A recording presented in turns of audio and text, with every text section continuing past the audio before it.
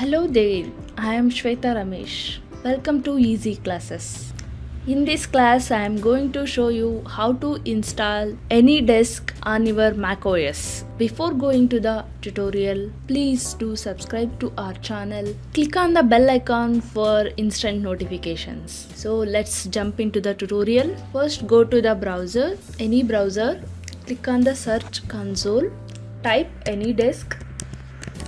So you will get the first search result only, anydesk.com. So click on it. So now you are in the AnyDesk website and click on download now. It will automatically detect your OS and starts downloading. So download is completed. Go to that file, click on show in folder. So in downloads you will get AnyDesk. Double click on it. In Mac OS, double click on this downloaded file. You will get new window. Here you will click and drag the applications.